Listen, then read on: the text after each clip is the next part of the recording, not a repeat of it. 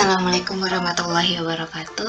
Baiklah, di video kali ini Ibu akan membahaskan tentang persamaan kuadrat. Sebelumnya di video sebelumnya udah dibahas tentang persamaan dan pertidaksamaan linier. Jadi sekarang kita naik level ke persamaan kuadrat. Untuk yang persamaan kuadrat dan pertidaksamaan kuadrat mungkin videonya akan dipisah karena materinya itu agak banyak daripada yang linier. Oke, di sini kita mulai untuk yang persamaan kuadrat.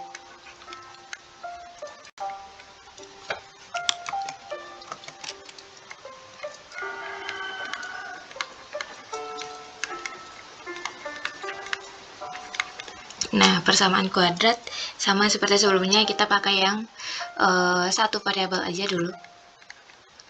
Satu variabel yang akan kita pelajari, artinya ya X aja, atau Y aja, atau A aja. Kalau persamaan berarti kemarin, artinya kita di sini pakai tanda sama dengan. Kalau kuadrat berarti pangkat tertinggi 2. Pangkat 2. Nah, di sini mungkin udah sering juga Anda melihat atau memfaktorkan dari persamaan kuadrat. Tapi Ibu rasa mungkin tidak semuanya yang udah mencoba untuk pemfaktoran yang koefisiennya lebih dari 1. Jadi kita buat dulu bentuk umumnya. Bentuk umum supaya kita mudah nanti dalam rumus. Bentuk umum persamaan kuadrat kita itu berarti AX kuadrat ditambah BX ditambah C sama dengan 0. Jadi usahakan satu ruas sudah menjadi 0, yang koefisien, konstanta, variabel pindahkan ke ruas yang lain.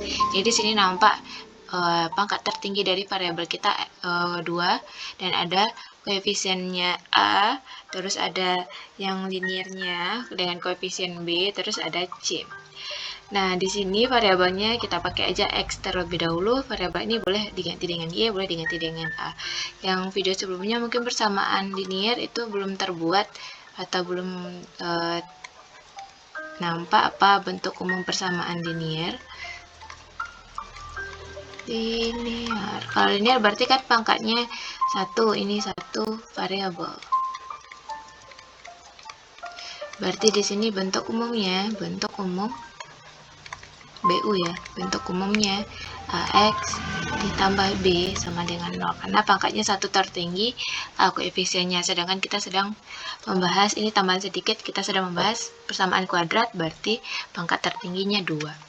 Kita langsung aja ke contoh soal. Sebelum ke rumus, soalnya Ibu rasa kalian udah tahu itu cara memfaktorkan. Nah, yang pertama misalnya, kita ingat kembali cara pemfaktoran ketika SMP, diberikan persamaan kuadrat, misalnya X kuadrat dikurang 4X dikurang 12 sama dengan 0. Ingat kembali materi SMP-nya, gimana cara pemfaktorannya. Kalau di SMP mungkin lebih sering kita pemfaktorannya langsung, yaitu lihat apakah ada hasil kali dan hasil tambahnya yang sama. Maksudnya, coba lihat koefisien yang dari X kuadrat, lalu kalikan dia dengan konstanta kita. 1 berarti di sini 1 dikali min 12. Berapa nilainya ini? Negatif 12. Nah, yang perkalian ini, 1 dikali ini merupakan hasil perkalian dari berapa dengan berapa. Lalu yang koefisien dari yang liniernya, pangkat satunya, negatif 4, itu merupakan penjumlahan apa ditambah apa. Ini mungkin materinya udah ada di SMP. Jadi kalau yang kuadrat ini bisa langsung kita lihat dengan cara seperti ini.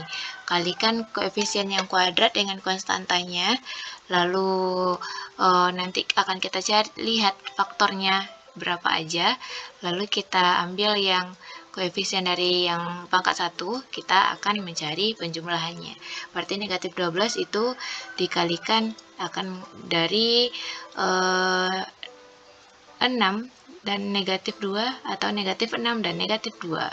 2 dan negatif 6 dikalikan akan menjadi negatif 12, dijumlahkan akan menjadi negatif 4. Jadi pilih angkanya yang sama sehingga dikalikan itu negatif 12, dijumlahkan hasilnya negatif 4. Setelah itu bagaimana? Setelah itu bikin polanya seperti ini. Ini kan koefisiennya 1, bikin 1x. Lalu ini 1x juga. Lalu salin bilangan yang kita temukan, positif 2 sama negatif 6. Setelah itu kita bagi dengan koefisien yang kuadrat kembali 1. Kalau bagi 1 kan tidak ada pengaruhnya, ini akan menjadi sama dengan 0 ini, karena dia persamaan kita itu sama dengan 0. Jadi yang bentuk sebelah kiri ini pengubahnya, bentuk yang murah sebelah kanan nilainya tetap sama dengan 0. Sederhanakan akan menjadi x ditambah 2 dan x dikurang 6. Mungkin kalau di SMP itu tidak ada yang satu per satu ini supaya Anda tahu diperolehnya dari mana gitu, supaya nanti kalau yang koefisiennya bukan 1 mudah Anda mencari. Setelah itu, ini artinya apa? Sebuah bilangan x kan ini peubah atau variabel atau nilainya ada bilangan tapi kita belum tahu. Kita masukkan ke sini, dikalikan dengan bilangan kedua, hasilnya akan sama dengan 0. Nah, ingat sifat perkalian dengan 0. Bilangan yang dikalikan dengan 0, hasilnya akan sama dengan 0. Berarti pilihannya yang ini, yang x tambah 2 sama dengan 0, atau x kurang 6 sama dengan 0. Karena supaya dikalikan, hasilnya sama dengan 0. Tidak ada bilangan yang lain. Makanya ini x tambah 2 pilihannya sama dengan 0, atau x kurang 6 yang nilainya sama dengan 0. Pilihannya salah satu, boleh dua-duanya sama dengan 0 supaya hasil kalinya sama dengan 0. X sama dengan negatif 2, ini x sama dengan 6. 6 pindah ruas jadinya positif. Sehingga nilai x itu ada 2, negatif 6 atau 6, atau boleh kedua-duanya. Gitu, sehingga hasil perkaliannya ketika kita substitusikan ke atas akan sama dengan 0. Ini materi mungkin udah dipelajari di SMP, cuma di sini Bu jelaskan konsep dasarnya kembali, asalnya dari mana supaya mudah ketika yang bentuk kuadrat tapi nilai A atau koefisien yang X-nya bukan 1. Kita contoh, Ibu lihatkan ke contoh yang kedua. Misalnya ada 2X, atau ini udah pakai X, yang nomor 1 kita ganti A. 2A kuadrat. 2A kuadrat ditambah 5A dikurang 3 sama dengan 0. Kita coba yang seperti ini. Kalau biasanya kan kalau 1 cuma, kalau di SMP ya coba perhatikan konstanta, tapi sekarang kita mungkin akan ketemu yang bukan 1. Jadi Ibu jelaskan langkahnya. Kalikan dia dulu. Koefisien yang kuadrat ya harus kuadrat. Kalau misalnya nanti letaknya diacak, harus diurutkan terlebih dahulu. Jadi 2 dikalikan dengan negatif 3, 2 kali negatif 3 hasilnya sama dengan negatif 6. Berapa ini dikali berapa? Sambil dipikirkan, Ibu salin yang di bawah. Ini positif 5. Berapa tambah berapa? Gitu. Setelah itu positif 6. Ternyata supaya dia dikali hasilnya negatif 6 dijumlah hasilnya 5 positif. Berarti ini 6 dan negatif 1. Ini 6 dan negatif 1. 6 kali negatif 1 negatif 6. 6 ditambah negatif 1, 5. Tinggal ulangi langkah yang ini. Berarti baris ini boleh kita ubah menjadi 2A. Karena variabel kita A di sini. Di sini juga 2A. Lalu dibagi dengan 2. Akan nilainya sama dengan 0 karena koefisien 2 berarti di sini 2, di sini 2 dibagi dengan 2. Salin lagi, ada positif 6 kita temukan, ada negatif 1 kita temukan. Biasanya itu ada yang bisa kita bagi seperti yang ini kan, ini kali. Boleh, ini kan kelipatan 2, 6 juga kelipatan 2, keluarkan 2-nya. 2 kali 2A udah keluar 2 atau dibagi dengan 2 hasilnya A, 6 bagi 2 hasilnya 3. 2A dikurang 1 per 2. Biasanya itu memang ada yang bisa kita faktorkan keluar atau kita keluarkan. Setelah itu ini kan kali, ini kali, berarti boleh ini kita bagi. 2 dengan 2 yang di sini tidak boleh kita bagi. Kenapa begitu? 2A yang ini punya teman kurang 1. Jadi kalau ini harus 1 juga harus dibagi dengan 2. Kalau ini kan dia tunggal, cuma 2 sendiri, boleh langsung kita bagi. Sehingga akan menghasilkan A ditambah 3 dan 2A dikurang 1. Biasanya itu Kalau kita jadikan seperti ini, ada yang bisa kita bagi biasanya, tapi tidak selalu. Setelah itu berarti A ditambah 3 ini nilainya sama dengan 0, atau 2A kurang 1 yang nilainya sama dengan 0. A ini nilainya negatif 3, yang ini 2A sama dengan 1, A-nya sama dengan 1/2. Sehingga nilai A kita min 3 dan 1/-3 atau 1/2 gitu. Ini untuk yang kalau koefisiennya tidak 1. Kalau 1 mungkin sederhana, yang 1 ini tidak dituliskan tidak apa-apa, boleh langsung ke baris yang ini, baris yang di bawah ini. Tapi kalau yang 2 harus bukan 1, harus dituliskan angkanya, setelah itu baru disederhanakan gitu. Nah, tapi di sini untuk yang kuadrat tidak semuanya bisa kita cari kali dan tambahnya. Contohnya, ada beberapa bentuk persamaan kuadrat yang memaksa kita untuk menggunakan rumus karena kita tidak ketemu atau tidak ada hasil perkaliannya dalam bentuk bilangan bulat. Kalau bentuk bilangan pecahan, kalau rasanya terlalu susah, silakan gunakan rumus.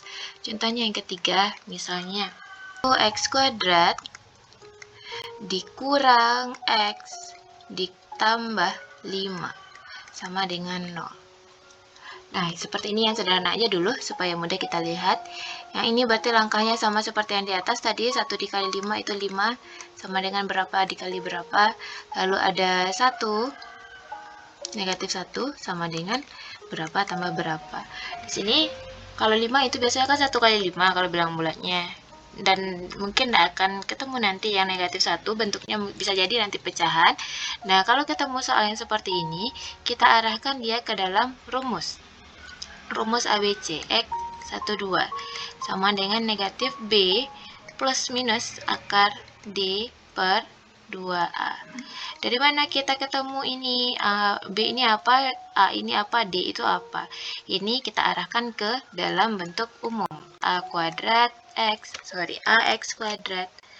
AX kuadrat ditambah BX ditambah C sama dengan 0. Jadi B itu yang di sebelah X, yang A itu di sebelah X kuadrat, C itu konstanta. D itu apa? D itu diskriminan.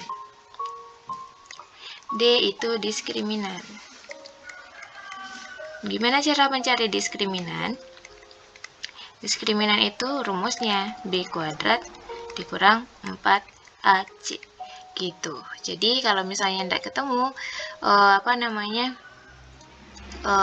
hasil kali dan hasil jumlahnya tidak ketemu, silahkan langsung gunakan rumus ini. Tapi kalau misalnya bisa langsung pakai pemfaktoran biasa, bagusnya langsung pemfaktoran biasa karena kita tidak perlu mengkuadratkan di sini, tidak perlu kita mengakarkan di sini gitu. Jadi untuk yang nomor 3 itu kita gunakan rumus X12 ini. Tapi perlu diperhatikan bahwa karena nilai D ini akan kita akarkan, sedangkan bilangan di bawah akar itu harus positif.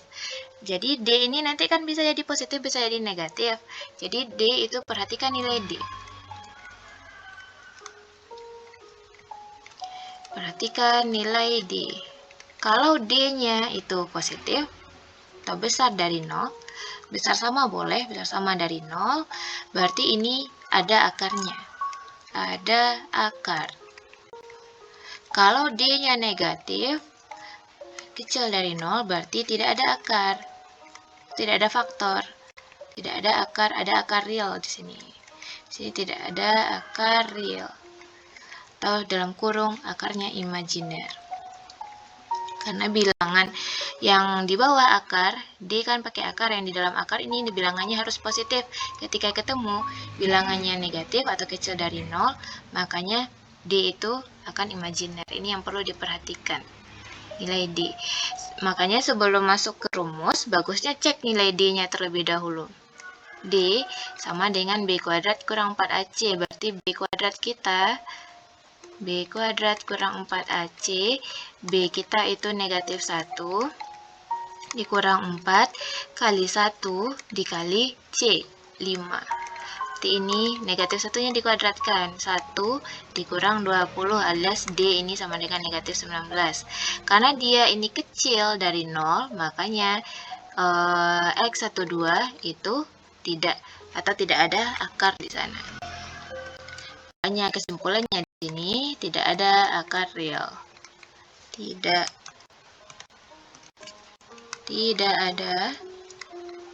ada akar real atau nilai X yang memenuhi. Tidak ada akar real. Atau di sini X12 imajiner.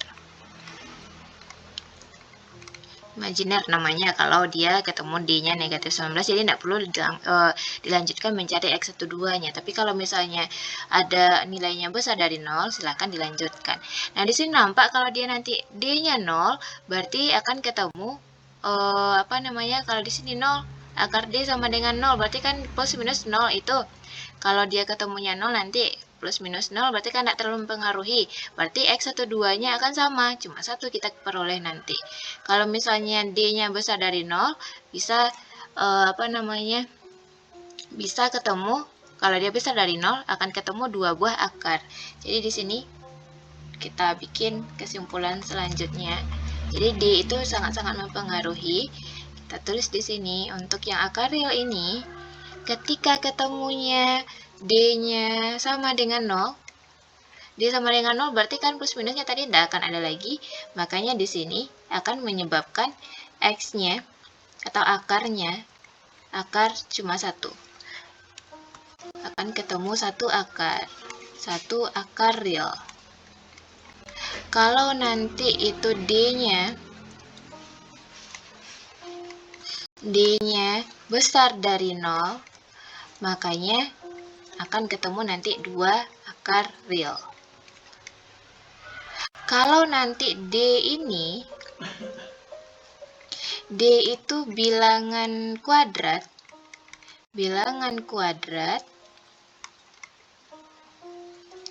atau nggak usah dituliskan, sebenarnya kalau bilangan kuadrat nanti akan masuk ke yang besar dari 0. Kalau nanti dia bilangan kuadrat, otomatis bisa kita akarkan. Bilangan kuadrat itu contohnya 4, itu sama dengan 2 kuadrat, 9, 3 kuadrat, 16, 4 kuadrat, itu bilangan kuadrat. Kalau ketemu nanti bilangan kuadrat, otomatis akan ketemu bentuknya rasional. Kalau nanti bilangannya bilangan kuadrat, berarti nanti akan ketemu akarnya irasional. Cuma itu tidak terlalu mempengaruhi, nilai D ini akan mempengaruhi. Cuma yang penting dilihat itu D-nya besar dari 0 atau tidak gitu. Soalnya nanti ujung-ujungnya akan kerumus kembali. Jadi ini sekadar pengetahuan aja. Lalu untuk yang D kecil dari 0 ini ada akibat darinya. Ketika dia kecil dari 0, yaitu nanti akan berhubungan dengan definite positif dan definite negatif. Nah, untuk definite positif dan definite negatif ini akan Ibu jelaskan, dan penjelasan tentang nilai D ini akan dijelaskan di video selanjutnya.